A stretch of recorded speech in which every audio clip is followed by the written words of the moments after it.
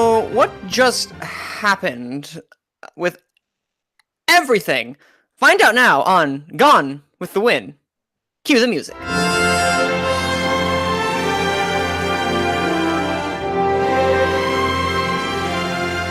So yeah, that just happened. If you are watching this now, hi, first off, welcome to Gone with the Wind, the show about award shows where we dissect everything regarding award shows. And this week was a pretty big week we had in award shows. And here to tell you and all to talk about it, we have Abe. I think I'm the same. I'm worthless right now. What just happened? No idea. This week has been utterly crazy. And Malcolm. Yeah, it's been really crazy indeed. We've had SAG awards, we have the Critics' Choice nominations, and then we've also had the Golden Globe present their nominations to us in this past week. And you saw us do the live reactions to the Golden Globes, getting up way too early with that with Ryan. Thank you, Ryan.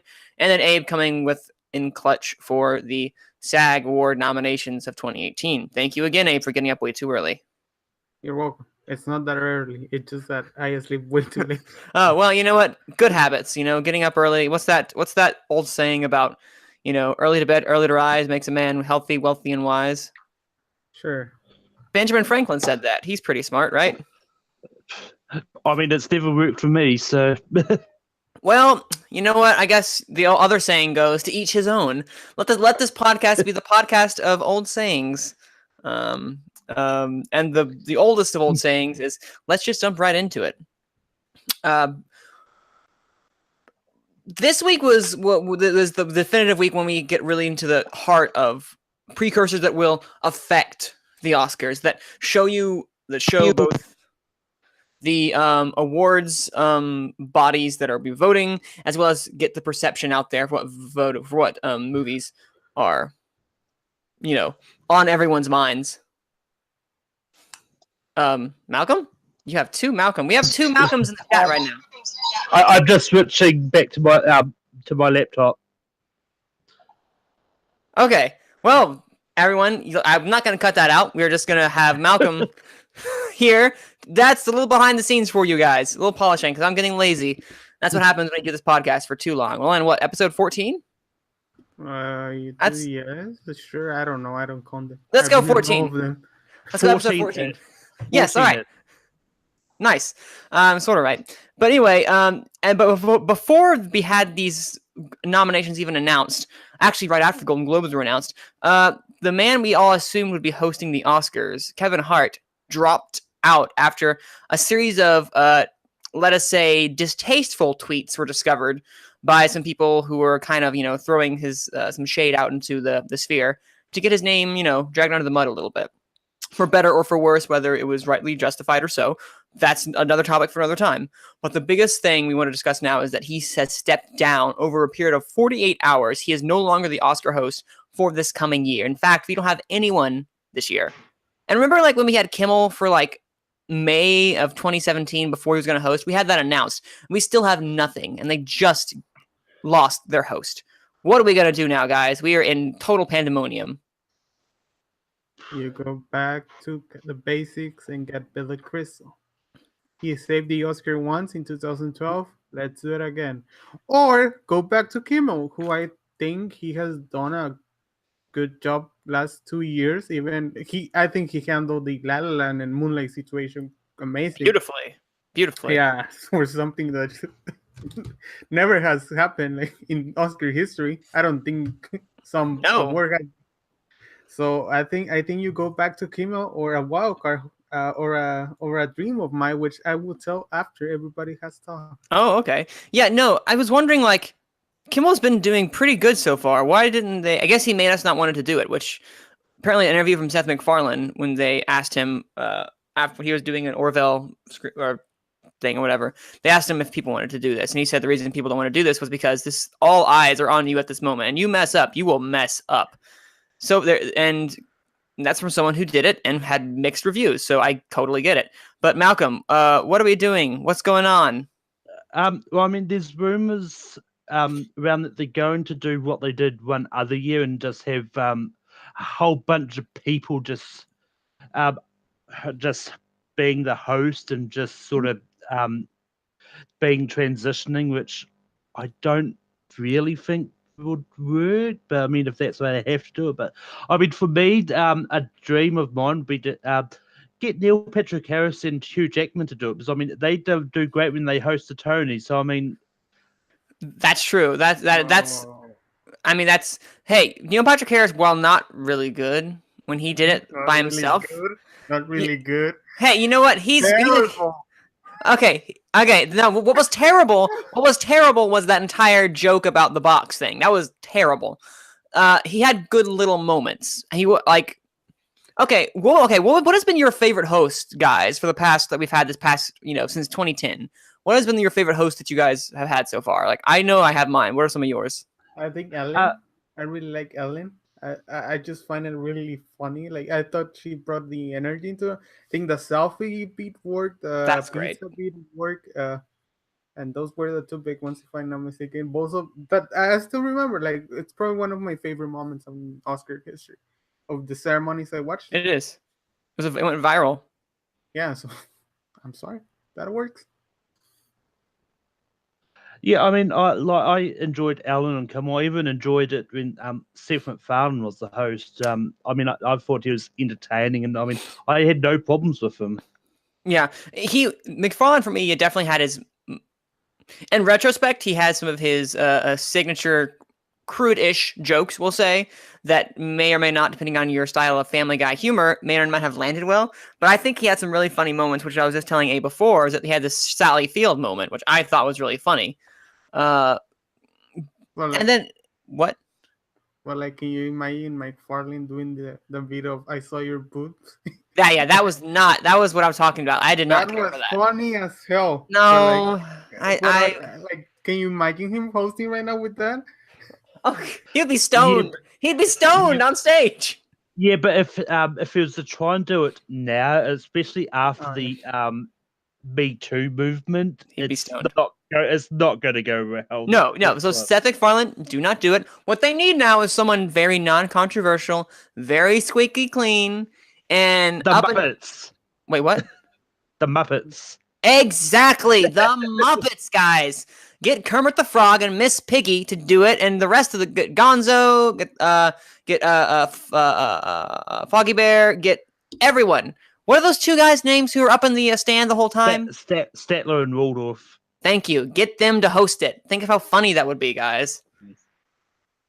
I mean, I just watched the 2011 Muppets movie. Isn't it so good? It's good, but like hosting, I don't think I could take like 3 hours of them. Fair. Yeah, sure. Fair. But no, what my favorite host we've had this reason, other than I thought Kimmel did a really, really great job. Hugh Jackman. I know that he was.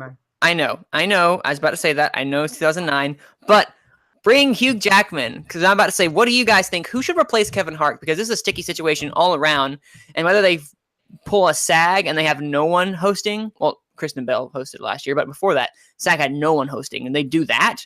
Or do they try to go for like someone a bit more, clean, squeaky clean, like they go back to Hugh Jackman or Billy Crystal, someone who's had like, you're going to find a comedian. It's going to be really hard to find someone who had a very sparkly past, we'll say. Someone who's had a very clean life. If you're going for a comedian, it's going to be hard to find that. Really want. It's Kristen Wiig and Steve Carell. Oh my! Seen them present the awards at the Golden Globes? They have that chemistry, and even in Anchorman 2, do you remember the scenes of Rick and the name? Yeah. They have amazing chemistry, and I think they will work. I don't know if they can hold it for 3 hours, but they will be really, really good. Yeah. I don't think it will happen. I think they're probably gonna go safe place. I still think Billy Crystal or Kim are gonna be back. One of my dream hosts for there, and I mentioned this on our on Late Night with Take 3, is get Mark Ellis and Scott Mantz to host the Oscars. I don't think so. See, Mark Ellis, I can totally see. Scott Mantz, that would be a little difficult because I feel like he'd be a very biased judge. He's like, where's La La Land? I can totally see that happening or something like that. I would love Muppets would be a fun, but yeah, I don't think they could sustain for 3 hours, especially when you have to have people actually. Time to break the news to you guys. Muppets are puppets. So it's gonna be really hard to do that for 3 hours.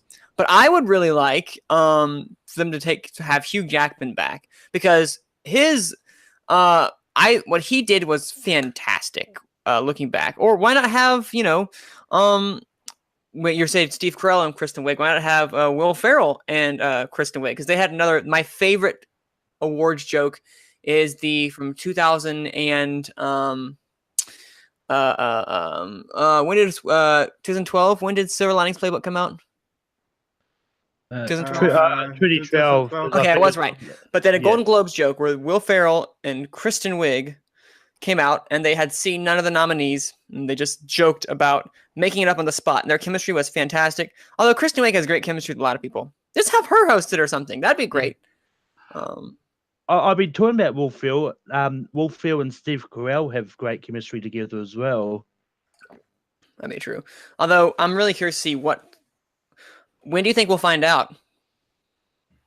I wouldn't be surprised if we don't hear anything until the nominations get announced. No, I think before New Year's you'll find out. All right, we're gonna take bets on that. So Malcolm is by the nominations, Abe is before New Year's. I'm going to split the difference and say before Christmas. So we will see how that turns because by the nominations we will definitely have it. I think. We will definitely have by the nominations. But we'll see how early that is. Yeah, because don't forget, for the longest time we didn't find out the Golden Globes host until the day before the nominations came out. So, speaking of Golden Globes host, Ricky Gervais, what do you think, guys? Bringing him to the Oscars? They won't do that. No, they wouldn't. They won't do that. That would be so uncomfortable. I mean, if they want someone non-controversial, Ricky Gervais is not the guy they want. Nope, he is the opposite of non-controversy. It's because the Oscar crowd, they don't help. Nope. They just sitting there for 3 hours. Well, who would want to sit there for 3 hours, honestly? But which is why who wants to host the Oscars for 3 hours when you could mess up and get really bad reviews?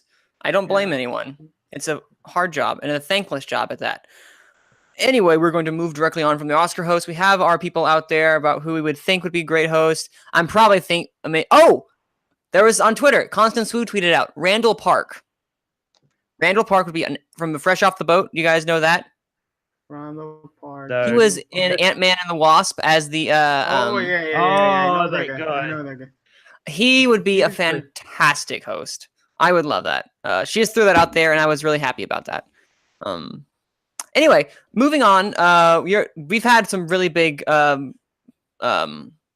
precursors leading up to the Oscars. We have both the Critics' Choice Awards, the Golden Globe nominations, and the SAG nominations.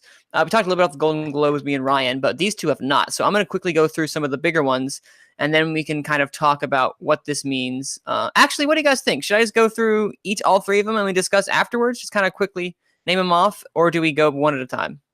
One at a time. One at a time? All right. What was that, Abe? Whatever you want. Whatever I want. Oh, that's too much power. Malcolm, we said one at a time? Yeah. All right. One at a time it is. We're going to start with the Golden Globe since that was first. And we're going to work our way from... Here, we'll do... Let's go with the beginning. Best original song, Shallow, Revelation, Requiem for a Private War. We'll get to a private war later. Girl in the Movies, All the Stars for Black Panther. Best original score, Marco Beltrami, Alexander Desplat, Ludwig Göransson, Justin Hurwitz, and Mark Shaman. That's for Quiet Place, Isle of Dogs, Black Panther, First Man, Mary Poppins Returns, respectively. Best screenplay motion picture, Roma, The Favorite, If Beale Could Talk, Vice, and Green Book. Best director, Star is Born, Bradley Cooper, Roma, Fonzo Cuarón, Green Book, Peter Farrelly, Black Klansman, Spike Lee, Adam McKay, Vice. Motion picture foreign language film, Capernaum, Girl, Never Look Away, Roma, Shoplifters. Motion picture animated, Incredibles 2, Isle of Dogs, Mirai, Ralph Breaks the Internet, and Spider-Man Into the Spider-Verse. Actor in a supporting role, Mahershala Ali, Green Book, Timothy Chalamet, Beautiful Boy, Adam Driver, Black Klansman, Richard E. Grant, Can You Ever Forgive Me, and Sam Rockwell, Vice. Best Actress in a supporting role in any motion picture, Amy Adams, Vice, Claire Foy, First Man, Regina King, If Beale Street Could Talk, Emma Stone, The Favorite, and Rachel Weisz, The Favorite. Best Actor in a motion picture, musical, or comedy, Christian Bale, Vice, Lin-Manuel Miranda, Mary Poppins Returns, Viggo Mortensen, I said it again, Viggo Mortensen, Green Book, Robert Redford, The Old Man of the Gun, John C. Reilly, Stan and Ollie. Best Actress in a motion picture, musical, or comedy, Emily Blunt, Mary Poppins Returns, Olivia Colman, The Favorite, Elsie Fisher, Elsie Fisher, 8th grade, Charlize Theron, Tully, Constance Wu, Crazy Rich Asians. Best motion picture, musical, or comedy, Crazy Rich Asians, The Favorite, Green Book, Mary Poppins Returns, and Vice. Best Actor in a motion picture, drama, Bradley Cooper, A Star Is Born, Willem Dafoe, At Eternity's Gate, Lucas Hedges, Boy Erased, Rami Malek, Bohemian Rhapsody, John David Washington, Black Klansman. Best Actress in a motion picture, drama, Glenn Close, The Wife, Lady Gaga, A Star Is Born, Nicole Kidman, Destroyer, Melissa McCarthy, Can You Ever Forgive Me, and Rosamund Pike, A Private War. And Best Motion Picture Drama, Black Panther, Black Klansman, Bohemian Rhapsody, If Beale Street Could Talk, and A Star Is Born. Whew. So we heard what my thoughts were when we had the live nominations. You missed one category. What did I miss? Best motion picture, musical, or comedy. I did do that. Crazy Rich Asians, Favorite, Green Book, Mary Poppins Returns, and Vice. I did do that. You did? I did. Damn, I think I'm on drugs. Sorry. No, I was about to say, I'm pretty sure I went through everything. It made me second guess myself. Did he Malcolm? Because I was going like, I have the nominations open and I don't think you. Oh, you say way too fast. We don't even replay, so listen, we can't go back and find out. Listen, I talk very fast. I try to get through it, and I apologize if you didn't hear me. But the comedy is, once again, for everyone to find out, it is Crazy Rich Asians, The Favorite, Green Book, Mary Poppins Returns, Vice. Abe, your thoughts go. Okay, so let's go with the first one. I think is surprising. No Sam Elliott for A Star Is Born in the supporting category. The one that I think there's a spot open, and I think I don't think it's because the Golden Globes doesn't matter. They just add pass. So I think Timothy, because we're gonna talk about SAG later. I think he gets a nomination because I think Sam Rockwell. It's between. I think Sam Elliott gets in. That was my first surprise. I think. What else? What's surprised because Star Is Born did really well at the Golden Globes, despite that. Yeah, so I don't think there's that many surprises. That was just the one that just surprised. That was the biggest surprise for me. Yeah. Everything seems like in place, like what everybody's getting. I think John C. Reilly for Stan and Ollie is interesting. He hasn't been nominated for anything. Emily Blunt getting nominated. Nope, no surprise at all, to be honest. I mean, the biggest thing was, I guess, Rosamund Pike for A Private War, which I heard about that movie once, which is kind of a cool nomination, I guess. But it's like it reminds me of Nocturnal Animals last year, like a movie nobody was talking about, and for some reason the Golden Globes nominated. Well, because there actually was a push. I remember for some people for Nocturnal Animals because they were Michael Shannon and Aaron Taylor Johnson.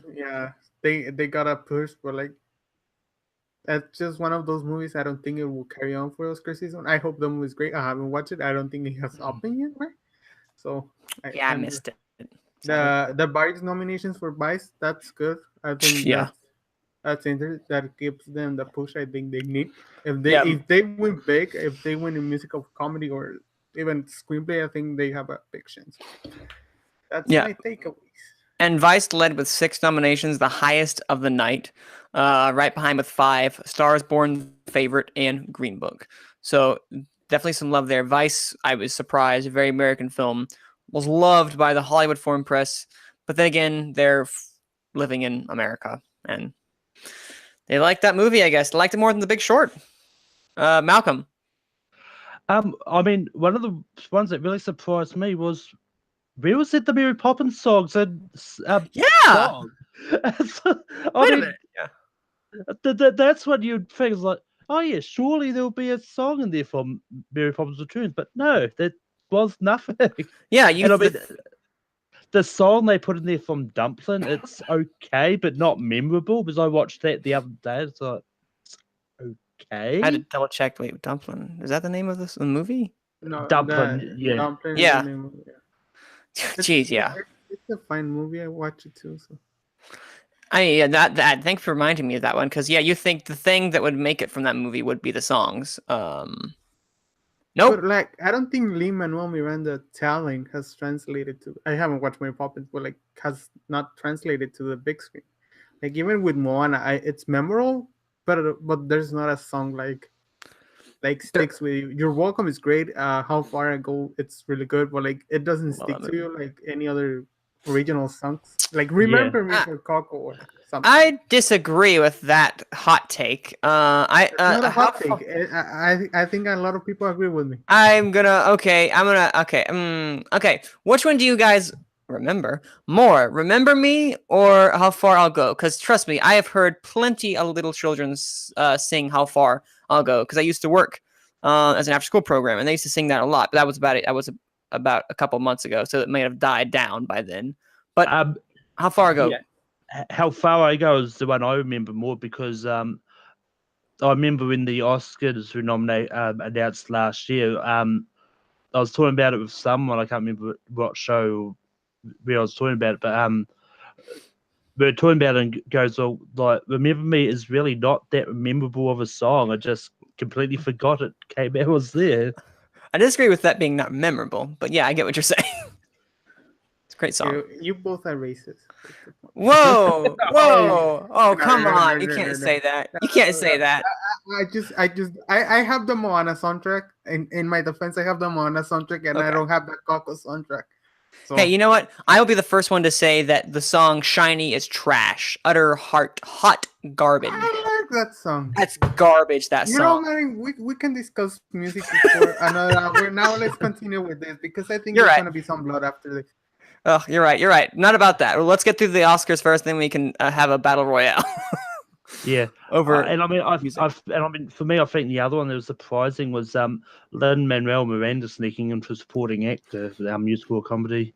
Yeah, no, he was actually in Best Actor, so it wasn't supporting. That's the only reason I knew I had him going to get in, mostly because they need to fill out, and considering Mary Poppins Returns is actually doing really well, I thought he's probably going to get in. What surprised me, honestly, more so than anything else, other than the lack of Sam Elliott being there and the Rosamund Pike thing, was just how the Oscars are starting to take place and take shape, and which ones are sticking out above more than other people. For instance, you have Star is Born really kind of getting away from the pack. Green Book, The Favorite's coming back. It's getting really well. It's getting a good push. Beale Street was doing really well. And then, let's go to SAG right after we go to the Critics' Choice nominations. So I'm going to quickly read off the Critics' Choice nominations, and then we can move right along to SAG.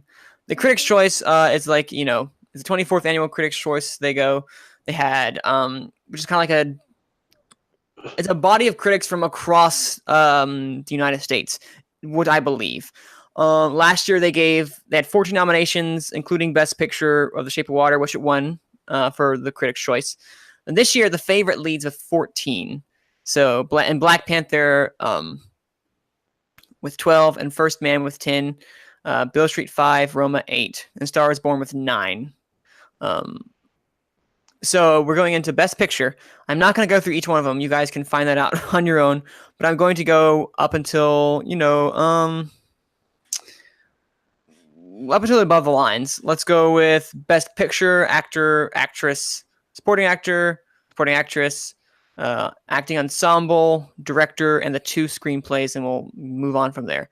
But Best Film, or Best Picture, Black Panther, Black Klansman, The Favorite, First Man, Green Book, Get ready. Strap yourselves in, guys. If Beale Street Could Talk, Mary Poppins Returns, Roma, A Star is Born, and Vice. Best Actor, Christian Bale, Vice, Bradley Cooper, A Star is Born, Willem Dafoe at Eternity's Gate, Ryan Gosling, First Man, Ethan Hawke, First Reformed, Rami Malek, Bohemian Rhapsody, Viggo Mortensen, Green Book. Best Actress, Alicia Aparicio, Roma, Emily Blunt, Mary Poppins Returns, Glenn Close, The Wife, Toni Collette, Hereditary, Olivia Colman, The Favorite, Lady Gaga, Star is Born, Melissa McCarthy, Can You Ever Forgive Me? Best Supporting Actor, Mahershala Ali, Green Book, Timothy Chalamet, Beautiful Boy, Adam Driver, Black Klansman, Sam Elliott, A Star is Born. There he is this time, guys. Richard E. Grant, Can You Ever Forgive Me? And Michael B. Jordan, Black Panther. Best Supporting Actress, Amy Adams, Vice, Claire Foy, First Man, Nicole Kidman, Boy Erased, Regina King, If Beale Street Could Talk, and are the two favorite girls, Emma Stone and Rachel Weisz.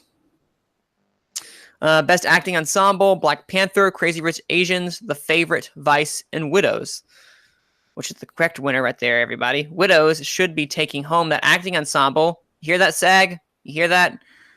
Best Director, Damien Chazelle, First Man, Bradley Cooper, A Star is Born, Alfonso Cuarón, Roma, Peter Farrelly, Green Book, Yorgos Lanthimos, The Favorite, Spike Lee, Black Klansman, Adam McKay, Vice, and the two screenplays, Bo Burnham for 8th grade, if it's the original, Alfonso Cuarón, Roma, Deborah Davis, Tony I'm just doing the movies, The Favorite, Vice, First Reformed, Green Book, A Quiet Place, really cool nomination, and Best Adapted Screenplay, Black Panther, Can You Ever Forgive Me, If Beale Street Could Talk, A Star is Born, First Man, and Black Klansman. Whew. Talk. Oh yeah, don't worry. Yeah, I'm not. Yeah, you could have just told me that, Abe. I'm not. Everyone, I am not going to go to the technicals. Abe put in the chat. Skip the technicals. I'm skipping the technicals, guys. We're not going through all that. Damn, man, because I remember a couple of episodes ago, you tell every single award of the critic choice or whatever it was. It was the NBR, but that was the first one. Come on, that was the first one. This is I think this is a bright life of First Man, of the already dead First Man. Like, if it's gonna be resurrected, the critic choice may. This keeps in the conversation, at least. Yeah, at least. The thing with the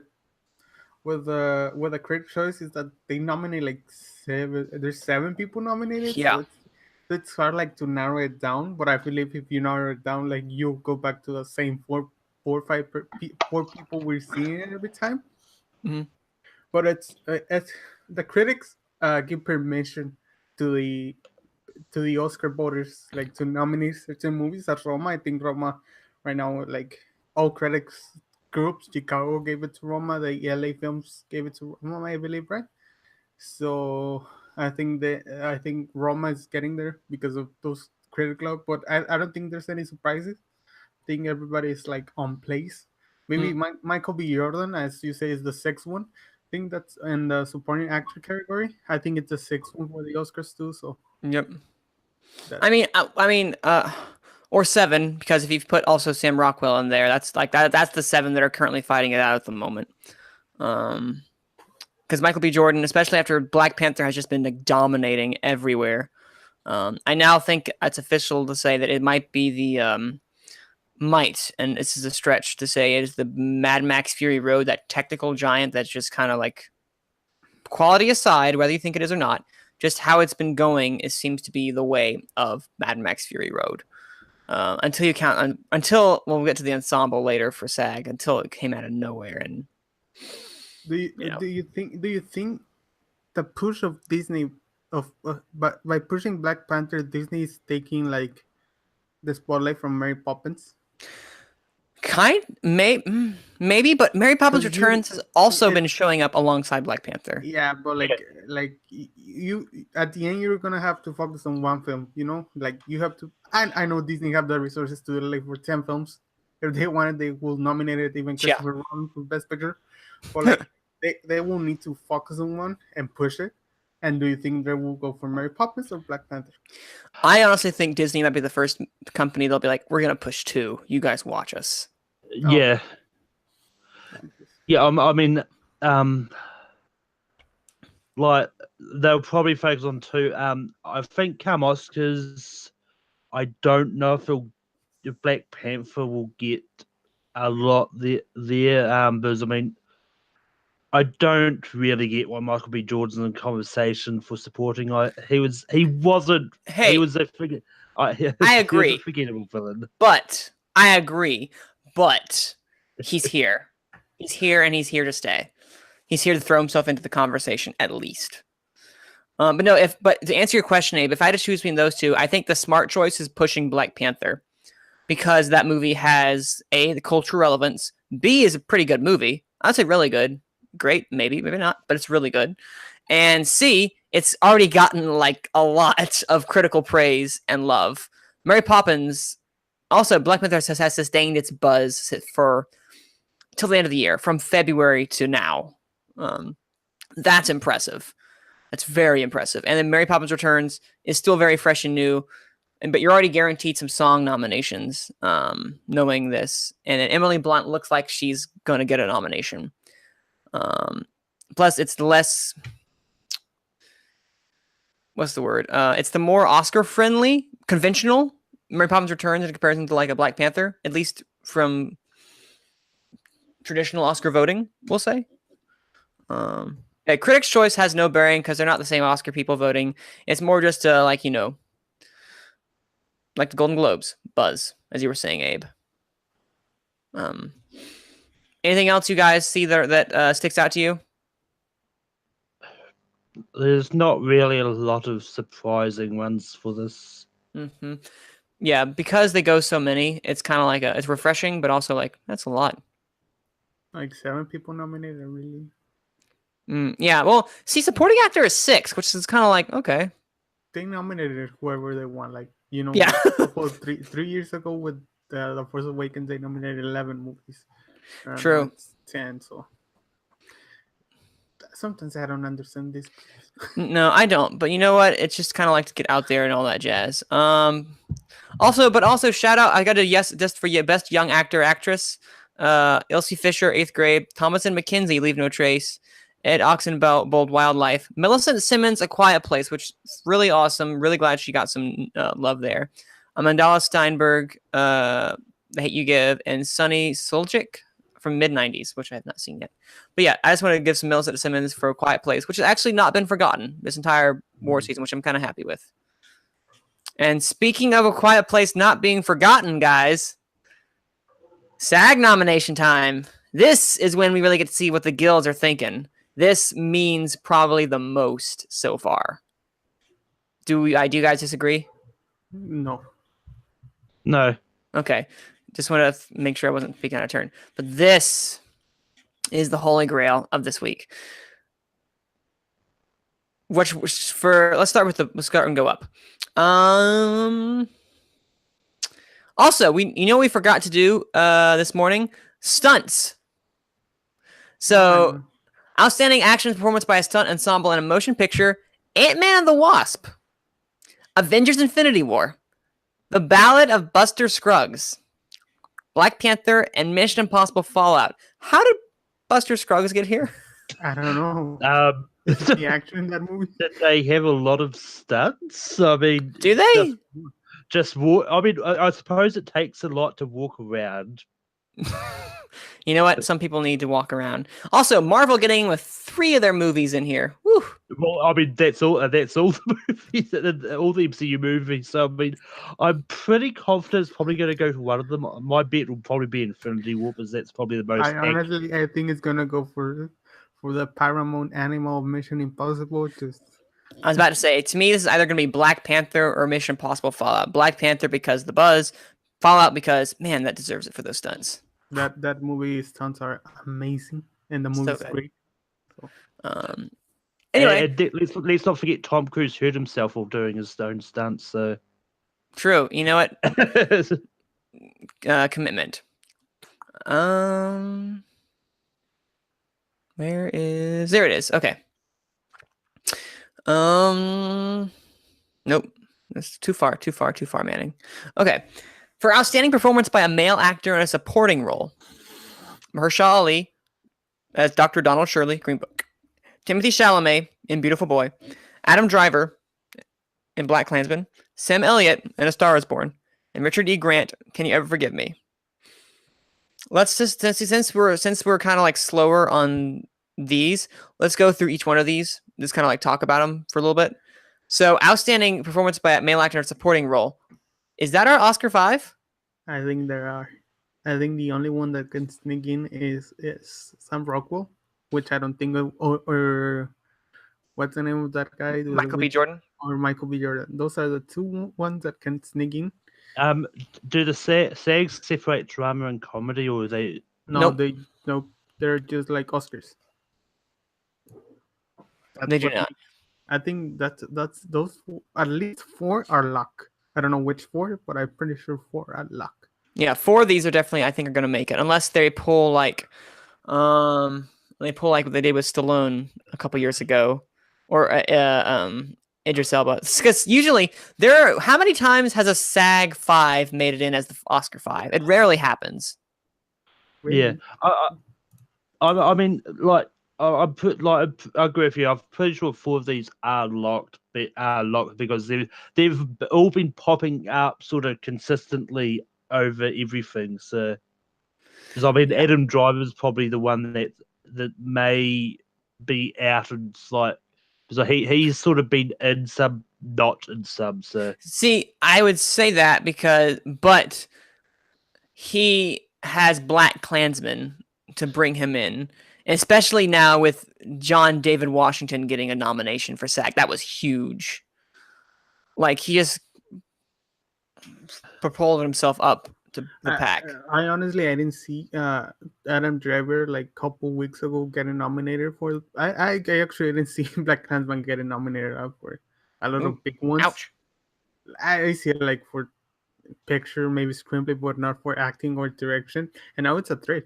Honestly, like you talk about Black Klansman, it's getting nominated on everything, and on the big ones, actor. And right now, I think David Washington, like just not to skip, I think they have a chance. And Driver, those as you say, those 5, at least 4 of them are luck. Like you've seen.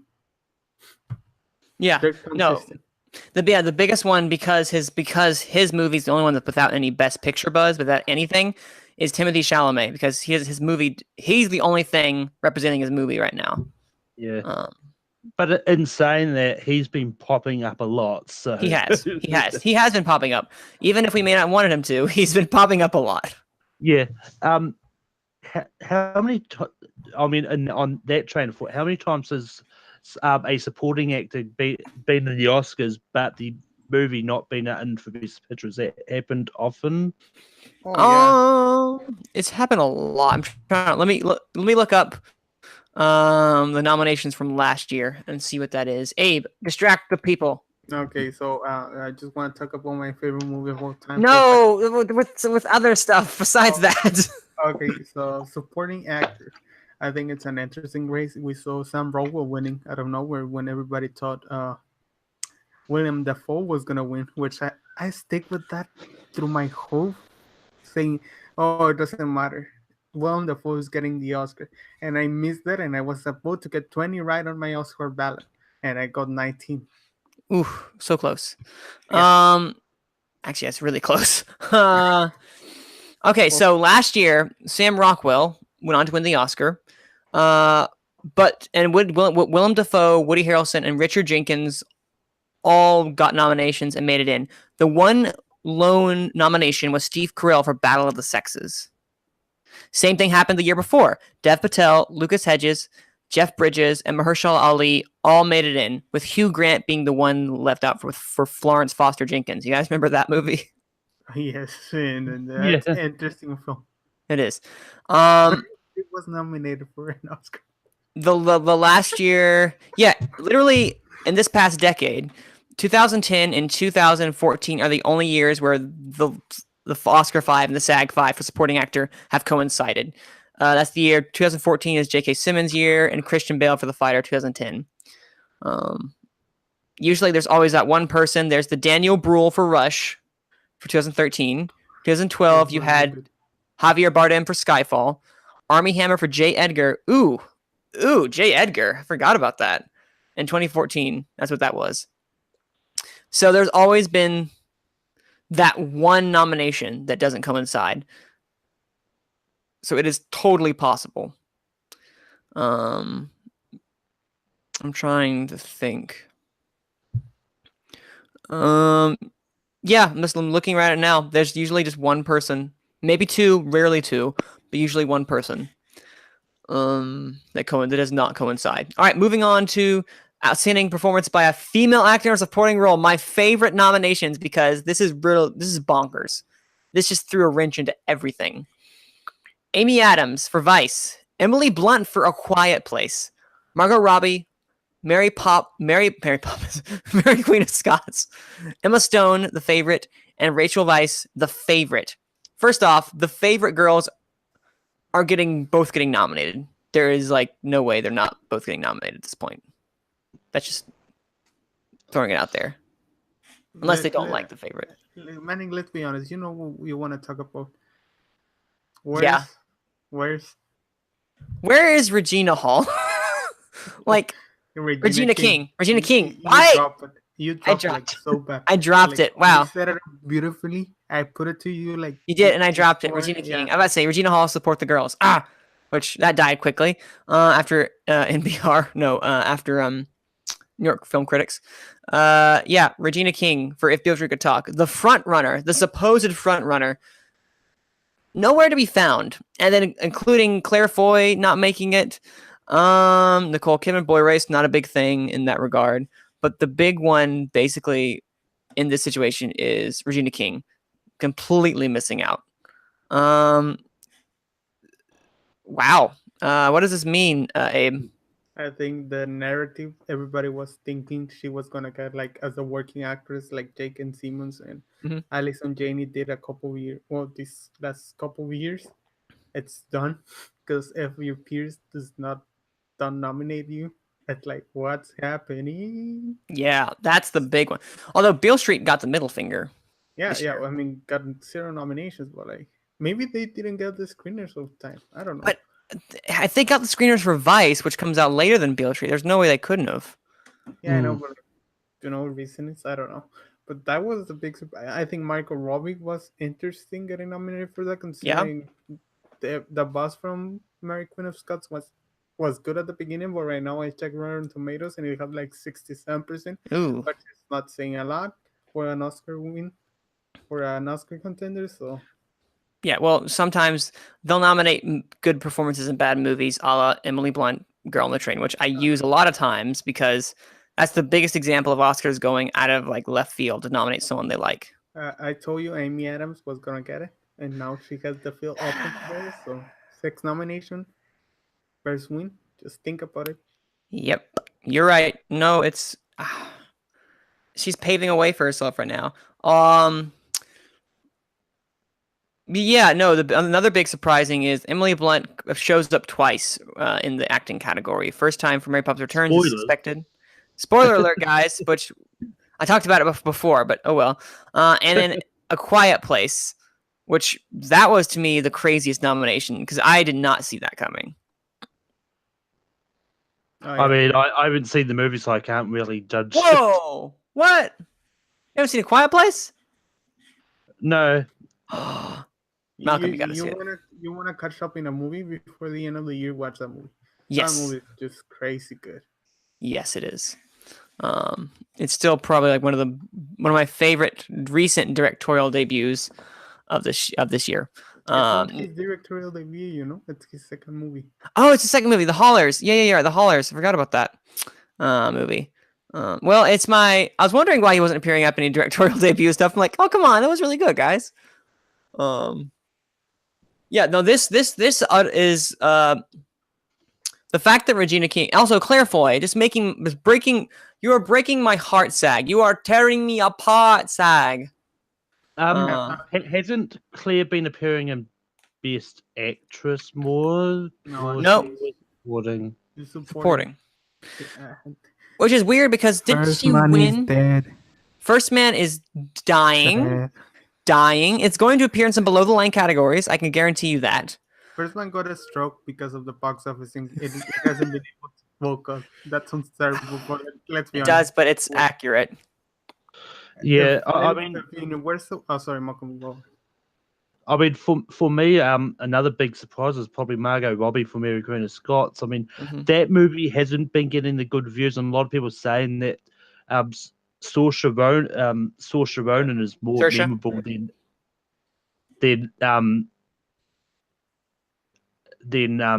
Margot in the movie all up. So yeah. Wait, what was I saying next about? Yeah. I considering that Claire Foy won for The Crown, SAG loves her. They obviously love her, but yeah, But they don't love a movie.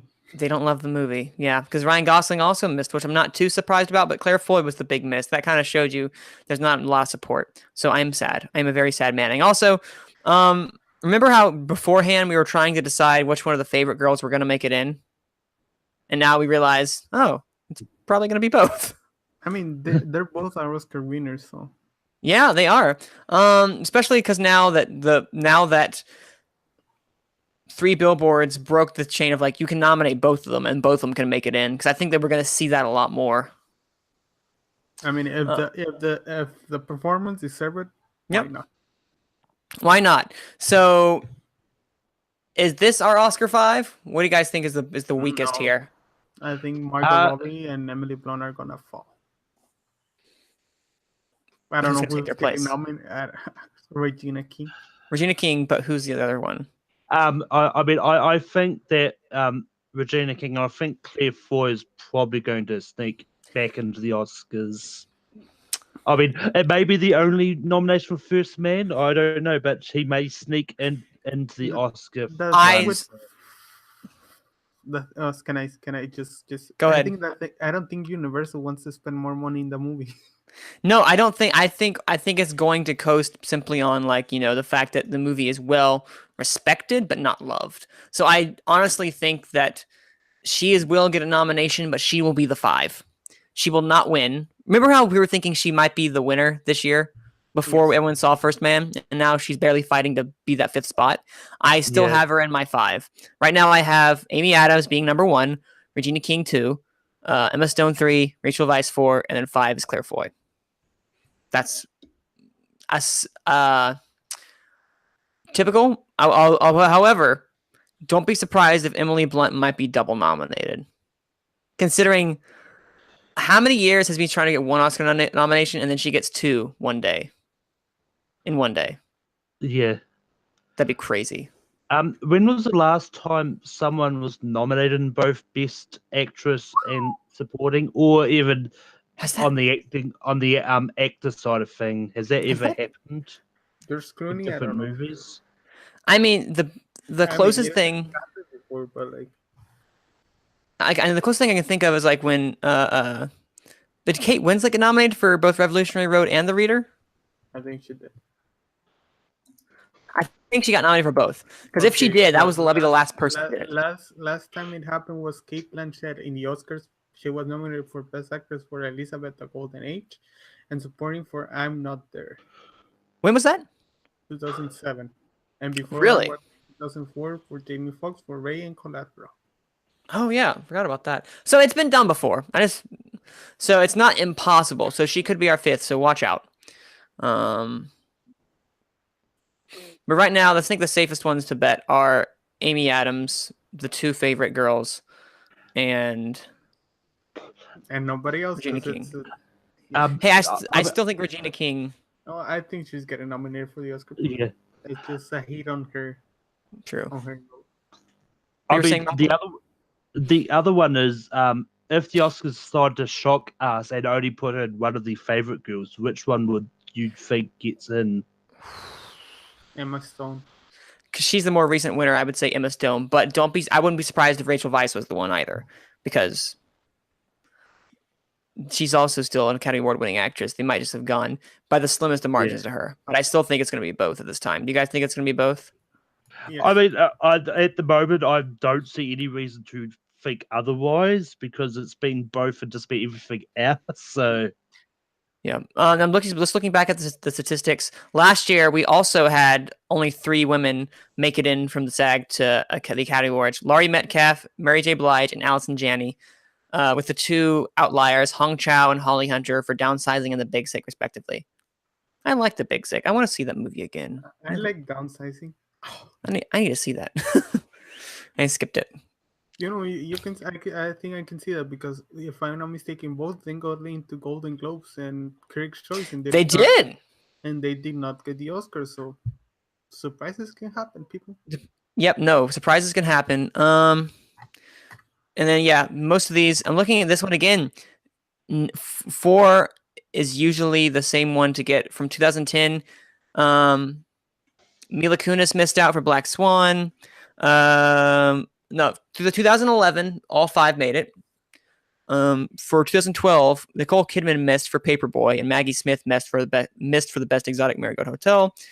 Oprah Winfrey missed for The Butler in 2013, which is good because that movie is overrated. And then there is the nomination that I make this equivalent to.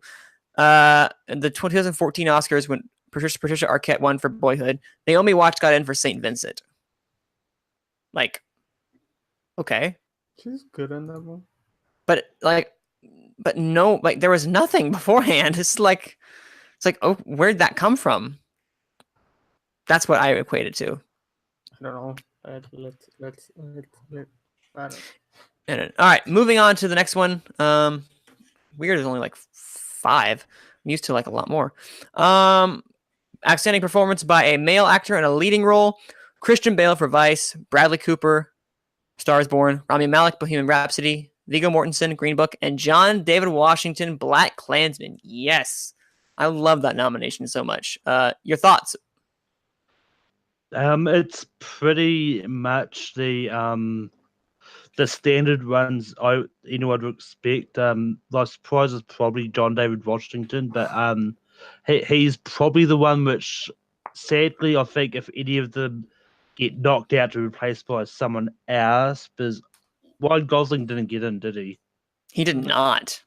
Yeah, I mean, not that I don't know if he will or not, but I mean, I think if any one of those 5 get knocked out and Ryan Gosling gets in, then it's sadly going to be John David Washington, if anyone. What was the that? Other 4? Oh, go ahead, Malcolm. The other 4, I'm pretty confident are probably locks. Yeah. But where is that? What was the other name you mentioned to me today, Abe, that you were shocked missed? His name is from one of my favorite trilogies of all time. Oh yeah. Ethan Hawke. I think if someone's gonna get in, it's gonna be Ethan Hawke. It's the first big one. Was he nominated for the Golden Globes? No, he missed the Globes. Oh, no, he missed the Globes. Yeah. Yeah. So I think Ethan Hawke can take it because First Reform has been getting all the love. He's won some big, some critics, how you call it, critic choice, for certain cities, or I don't know how to call them. And yeah, I agree with Malcolm. If someone's gonna drop is John David Washington, but my choice is Ethan Hawke. Yeah. I will not be surprised though if we lose. Like if I'm expecting a big shock, like a Regina King shock, come Oscar morning. Like someone's gonna miss, and we're gonna be utterly flabbergasted. But yeah, logically, John David Washington is the weakest. But at the same time, Black Klansman has been doing very well, like very, very well. And 2 of these don't have a SAG ensemble, which we'll go into a little bit later. Also, well, I'll ask that later when we get to ensemble. But just for because I've been doing this again, best performance by a male actor in a best performance by best outstanding performance for an actor in a leading role. Just going back for statistics. This one is a little less spotty. Most of them are 5 or 4. The last time you can go to where 2 people missed was in 2007 with Ryan Gosling again and Emile Hirsch for Lars and the Real Girl and Into the Wild, respectively. Most of the time, yeah, you'll have. Oh man, I keep forgetting Jake Gyllenhaal missed out for Nightcrawler for an Oscar nom. That's just sad. It's very sad. Wow, so sad. It's very sad. And yeah, and that's and David Oyelowo missed. Wow, what is this? Oyelowo, excuse me. Man, that 2014 was a great year for male actors. Last couple of years, like I think last year was probably the weakest in a while because I remember like last four years, I guess there were a good 8 to I don't know 10 people that actually deserve it. So like Tom Hanks dropped like 2 years in a row. Yeah. Okay, so I mean, Gary Oldman was a very deserving winner last year, though. Also, Denzel Washington won 2 years ago. Now his son got a nomination. Isn't that awesome? That's cool. Yeah. That's very cool. You know, I think what John David Washington should do is just take Denzel with him all like everywhere. Look out for John David Washington in the future, guy. That's someone you really need to look out for. He's so talented. He is. Talented. He's really good. Like he was my favorite part in the movie. Prediction. This is my wild prediction. He's gonna get cast in Black Panther 2. As what? As I don't know what, but he's gonna get cast for that movie. It was like Killmonger again. It's the second Killmonger. He's gonna get cast for that movie. I can tell you right now. See, they've used the 2 villains that I know in Black Panther, Man-Ape and Claw. I don't know anyone else. Man-Ape has been cast. He's Winston Duke. Yep. That's what I mean. You don't know Killmonger? No. Well, I didn't know. Before the movie, I had no idea who Killmonger was, and now I'm just like, is that someone really? Oh, okay. But no, Claw and Man-Ape are the only 2 people that I knew from Black Panther. So we're gonna be getting Namor, guys. Namor is gonna be the villain. Hearing it first. That'd be pretty cool, considering their history. You guys read the comics, right? Correct. Yeah. So you know their history. Yes. Yeah. I think Black Namor. I think his rights are not in Marvel's hands at the moment. I think his tied up in Universal with the Hulk distribution rights. Universal? Yes, it's with Universal. Yeah, because they're apparently working on a Namor movie which hasn't. Ew. But apparently the rights are still over there, which is why I haven't seen him in anything. So. Well, that's a tangent we've had on our Gone with the Wind segment, guys. You're welcome. Yeah, you're welcome. But yeah, no, my Oscar 5 at this moment, I'll let you guys, if you have that at the moment. We have, number 1 right now, I have Bradley Cooper, Christian Bale, Rami Malek, Viggo Mortensen, and for my 5th spot, Ethan Hawke. Well, at the time, I had to see. Oh, that might be your Oscar 5. Just John David Washington was a surprise. Yeah, look out for him, though, being a surprise, taking that out. He's the 6th right now, I think. With Ryan Gosling being an outside 7. If they can patch first man up. Chadwick Boseman is going to get on. He's 8th at this point. I don't know. I'm just trying to shadow. I mean, literally, you predicted that for Golden Globes, didn't you? Just stop calling my wrong predictions, Manning, please. Well, it's okay. You know what? I've only done it twice. It's pretty good. Hey, you know what? It could be worse. I could be calling it more than once. Twice this episode. Twice? This episode only. Wait, what did I do the first time? I don't know. Just keep going. Oh, all right. Outstanding performance by a female actor in a leading role. I paused for a second because I thought they had incorrect grammar, but it turns out my brain was doing that. So good job, brain. Emily Blunt in Mary Poppins Returns. Glenn Close, the wife. Olivia Colman, the favorite. Lady Gaga, Star is Born. Melissa McCarthy, Can You Ever Forgive Me? This is a Paint by Numbers 5, and this could be your Oscar 5. I don't have I'm pretty confident this is the 5. I mean, Nicole Kidman not getting in there did surprise me a little bit, but I mean, the question is, who do you take out, though? I think the only one that... Go ahead, either one. But one thing I was thinking when, if Emily Blunt gets in for supporting as well, could this be the first year she wins both Best Actress and Supporting? Because no one's actually done that before. I don't see her winning supporting. And she's going to have to... Well, Best Actress, it's going to be a long shot for her to win. Because right now, we don't have... Right now, it's Lady Gaga and Glenn Close. It's one of those 2. I mean, I only used her as an example because it's just something I was thinking about when we were talking about the people nominated for both Best Supporting and Best Actors. Like, no one's actually won for both before. So true. And I don't think it will ever happen. But I think if someone getting into the race, Manny, can you please tell me who am I thinking of? Is you want to make me say the name out loud? Yes, Okay, Alicia Aparicio. correcto.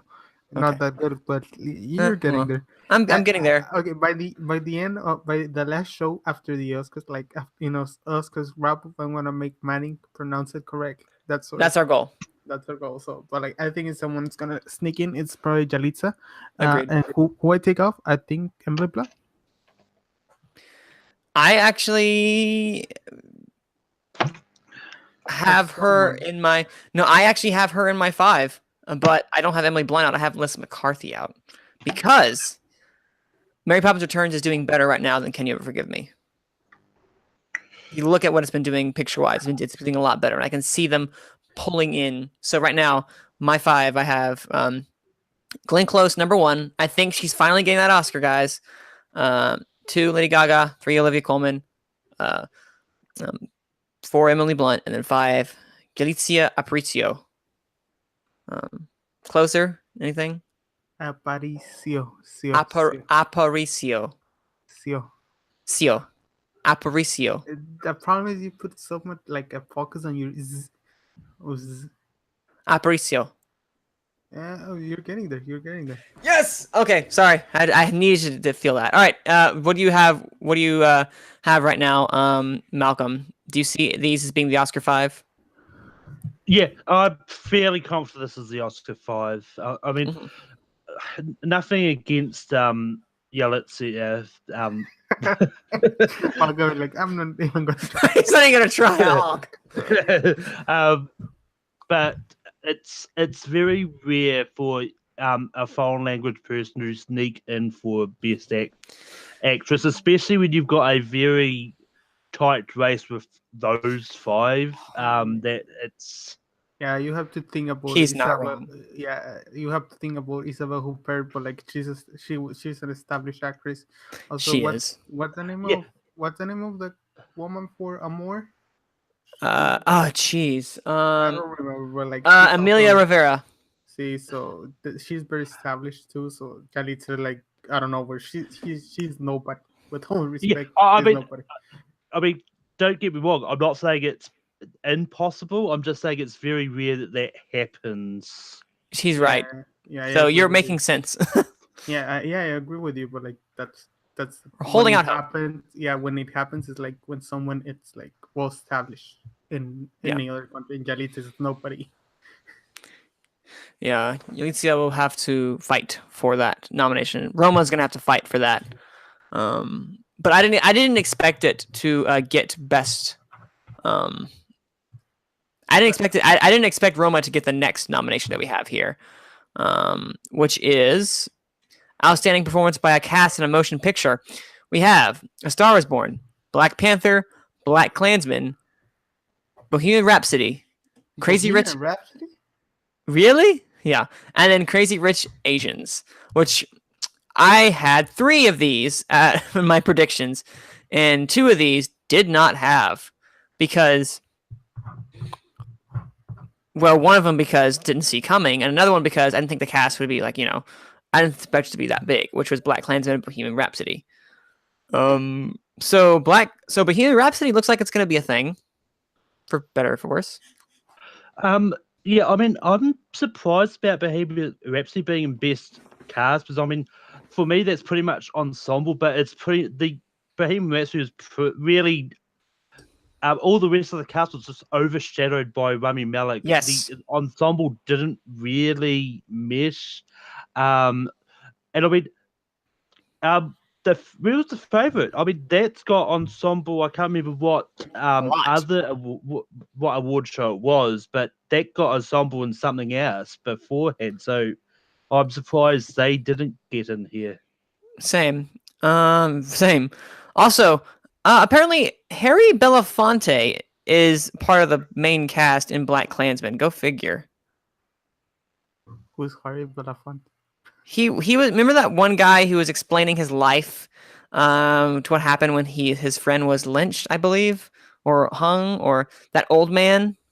Oh, yeah, I think He's I remember part that. of the 1, 2, 3, 4, 5, 6 people that are considered.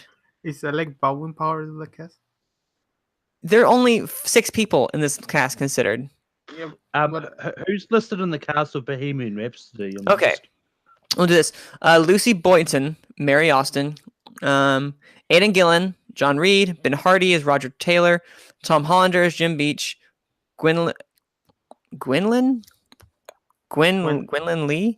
Okay, Gwen Lee, Brian May, Alan Leach, Paul Printer, Rami Malek, Freddie Mercury, Joe Mazzello, John Deacon, and Mike Myers as Ray Foster. Yeah, I mean, Mike Myers in there is a surprise one too, because he didn't have a lot of time in Bohemian but he's Mike Rhapsody, Myers, so yeah, no, no. He is Mike Myers. But no, yeah. So Black Panther. I'm looking at Pictures nomination. Yeah, I'm looking at the stats right now for ensemble, and usually there are 2 films that don't make it in. Sometimes 3, and sometimes all 5. Crazy Rich Asians and Bohemian Rhapsody are out. Don't lie to yourself, man. You know Black Panther is getting nominated for Best Picture. No. I'm no longer hiding from that truth. Black Panther, I believe, is getting a nomination for Best Picture at this point. It's popped up so many times that if it doesn't, I'm actually going to be surprised. I will be. Academy Award nominee Kevin Feige. Yes. I'm surprised. I'm honestly surprised it's Black Panther though. Like, I can name 5 better Marvel movies in my opinion. Well, like it's a cultural relevance. It is, but I mean, personally, I think it should have been Infinity War, but I mean, actually, I mean, well, yeah, it's another comic book movie, but I'm surprised Infinity War wasn't the comic book movie to make it into best cast of the SAGs, because if you're doing ensemble, it's probably got the biggest ensemble cast there. It does. Yeah, that would have been a pretty baller choice if they picked that one, but they went with Black Panther. But now can we talk about Bohemian Rhapsody? What the fuck is people thinking? Yeah, I'm shocked too. It's okay. I'm shocked. That's the one I cannot believe that one. You've got Rami Malek. All the way at the bottom, you've got the cast. So I mean, yeah, it's like because he is like on another level. Not that no one's bad. It's just exactly. It's just I think if you see A Star Is Born, I think if you see Black Panther, everybody's so like on the same level in terms of performances, and as Malcolm said, like Bohemian Rhapsody, Rami Malek, and maybe what's the name? Lucy Bolton. Like right here, and then the whole cast. Yeah, no, that sounds appropriate. I'm also shocked. I don't know why we were doing hand levels, because no one's going to see our faces. So. No, that's true. No one can see. That's true. So what everyone's doing, Abe, could you do that again, but this time provide an auto commentary? Okay, so I'm putting my left hand on the level of my head. Okay. A surface, and then pointing out Rami Malek. Now my right hand is gonna point Lucy Boyson, like on the level of my nose. Then I go all the way to my belly button. Okay. There we go. With my left hand, but like I left Rami Malek on my top to find the cast. I don't know if I explained it correctly, but I was not penis on man. I'm so glad I let you explain that. It was brilliant. Oh, I need to. I don't know why this is so funny, but okay. Ooh, all right. But yeah, Bohemian Rhapsody. Nope, I don't think anything else after this.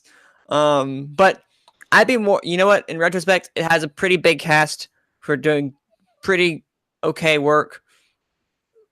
But pretty good. I wouldn't call okay, but pretty good. Pretty good work. Pretty good. I'm still shocked Beale Street mixed out. So shocked. I think Widows deserve it most. Oh my goodness, yes, thank you. Why is Widows not here? Widows has the best ensemble of the year. Period. They're so great. Everybody in that movie is so great. What else am I thinking? I don't know. Let me watch the movies I watched this year. Mamma Mia, here we go again. Okay, I don't think so. That movie's great. I mean, Okay. I mean, for a ensemble, I think the ensemble is pretty good. And I mean, I wouldn't have been surprised if it snuck in into here, but I mean, there was no one was going to be in for best pictures. Yeah. Yeah. No. Yeah. At this point, the biggest boost for this for all this was Star is Born, because I could have seen a Star is Born miss it, but I can also see it. I can also see it, get it, and it got it. So this kind of to me cements it as the current front runner. With a Green Book and Black Klansman currently right behind it. I think Black Klansman has taken that fourth spot. I still think Roma it's a threat, but due to the like that's a director movie. I I can call it that way. It's more of a craftsmanship movie than the performances. Even though everybody's praising Yalitza. So wait a minute, is it Yalitza or Jalizia? Yalitza. Yeah, do you pronounce the Y with a J or? Yeah. Oh, I didn't know that. Oh, okay. Well, that must help my pronunciation. So Jalizia Aparicio. It's more that way than Aparicio. Okay. Well, I'll get it eventually. But yeah, no. Don't put too much stock into this, because SAG is more about now more than ever. They're talking more about the actors than they are talking about the actual movie. It's the quality of the acting, not the quality of the movie itself. Also, the Crazy Rich Asians cast they're nominating is so small in comparison to who we actually had. Like, very small. Constance Wu, Michelle Yeoh. Yeah, we have Awkwafina, Gima Chan, who marry me, Gima Chan, please. I think is. Sorry. Actually, Henry Golding. Actually, no. Marry me as well. Kim Jong, Lisa Liu. King Jong, marry me. No. Okay, you can have him. Harry. Lisa Liu? Is it Lucy Liu? Nope, it's Lisa Liu Yan. I guess it's not this. No. Harry Shum Jr.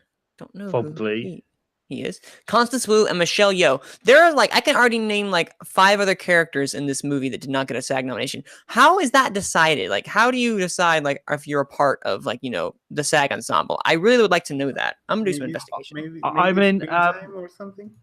Yeah, that's what I was about to say. I think screen time is probably what counts a lot. But Harry Belafonte made it in for a 5-minute scene in Black Klansman. How? Well, I mean, it's probably a one that especially when it comes to movies with a lot of foreign people, they probably we won't put too many foreign names in here. Well, that's ridiculous if that was the case. Because I really like Crazy Rich Asians. It's one of those movies that made me just feel good from top to bottom. I'm so glad I got a nomination. Any last minute thoughts you guys have regarding the SAG Screen Actors Guild? I was thinking one at a time. I was thinking Crazy Rich Asians could be a surprise and get in for Best Picture, depending on how it does for cast. True. Now I can see if it gets PGA, watch out. Yeah. Watch out. Abe, what were you gonna say? Oh, Bohemian Rhapsody, really? That's the only. How did I know that was gonna be it? And I mean, the other thing I'm going to bring up is how often do the winners of the Screen Actors Guild actually automatically in the Oscars? Has there been any times the winner's not been nominated for an Oscar? Many times, but the winner usually gets in. You're looking at Hidden Figures, American Hustle. What won last Birdman? What won last year? I don't remember what won. Last year, Billboards. So deservedly so, I'd say. Yeah, it's a great acting movie. So just think about the winner usually gets in. Does it win Best Picture? No, not really. But That's a math. Yeah, we'll see. All right, that is wow. That is the nomination for SAGs. What were you saying, Malcolm? I was about to say, we go. I mean, I was going on a different tangent. Are we going to talk about the scores that were excluded from the Oscar race? Oh yeah, forgot about that. Malcolm, would you like to start us off regarding what scores were disqualified from the Oscars this year? I can only remember that it was Solo and Green Book. I can't remember what the third one was. Okay, apparently, was okay. I think it was Solo, but the Solo, Star Wars Story, and Green Book. It was they were two definites I can remember. Yeah, but Solo was disqualified from the Oscars because someone forgot to submit it. That is the literal reason it was not nominated because someone forgot to submit it for an Oscar. I mean, it wasn't a memorable score anyway. I don't think it would have been nominated, but the fans like, we've got this great score, guys, but oh wait, did we submit it? I thought it was your job. I thought it was your job. No. I saw it today and I started laughing. I felt so bad because holy cow. How do you forget that? Yeah.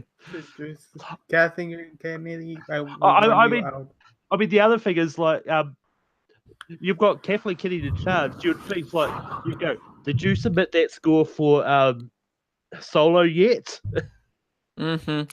Okay, so music for Star Wars, Solo, Star Wars Story, Green Book, Mandy, and Other Side of the Wind, the Orson Welles movie, were disqualified. Green Book because it's mostly, it's mostly Don Shirley's piano playing.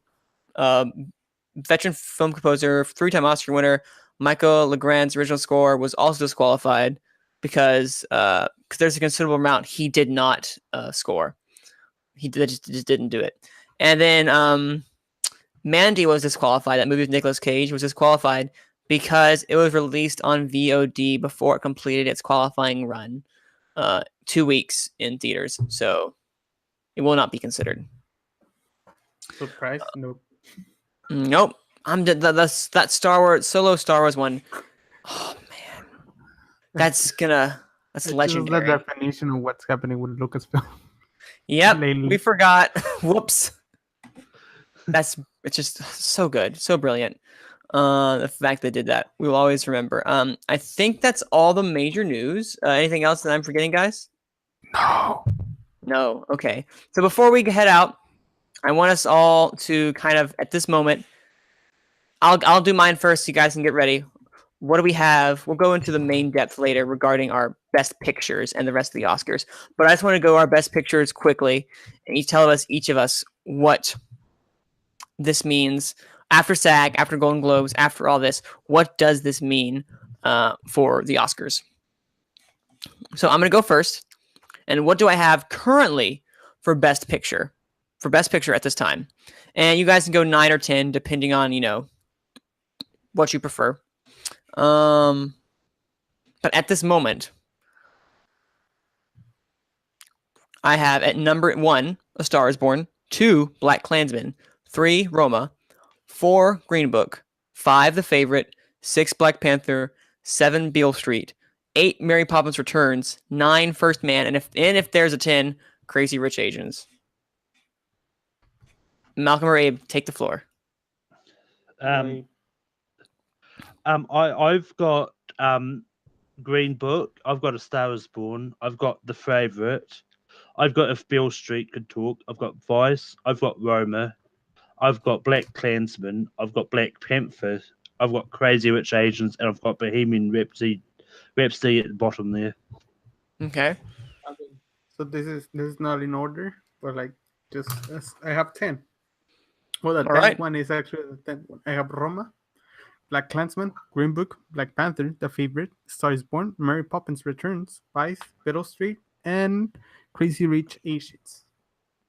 All right, so we all have we have a similar bottom, similar bottom 3.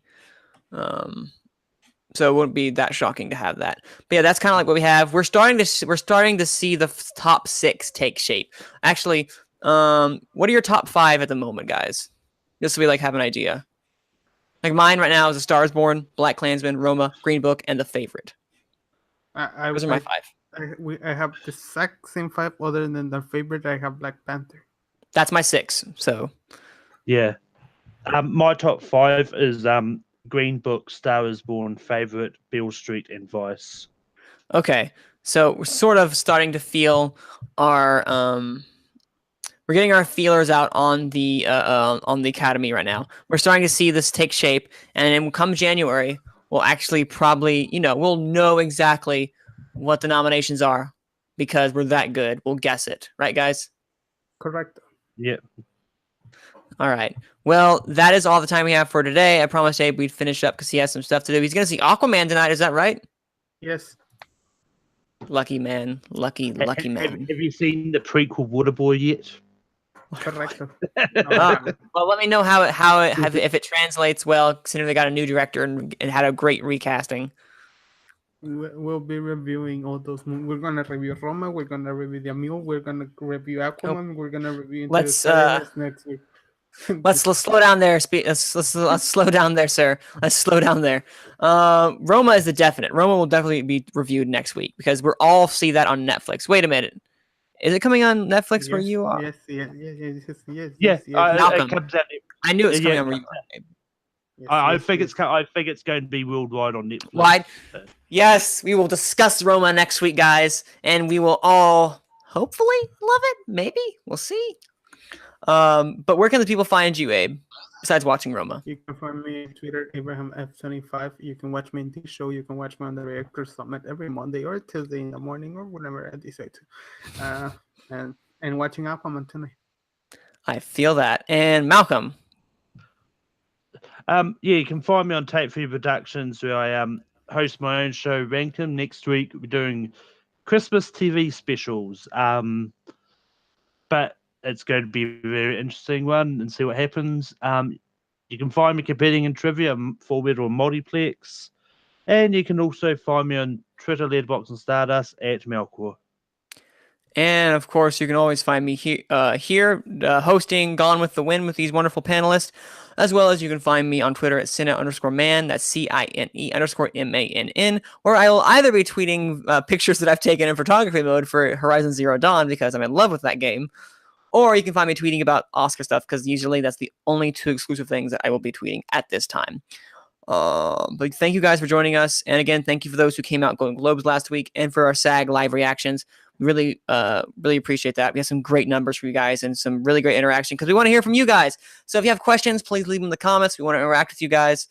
Also, we will not, as a heads up, we will not be having a show the week of Christmas because we want to give these guys a break so we can all spend time with our family. That means you guys spend time with your family because it's the holiday season. Whoop-de-doo.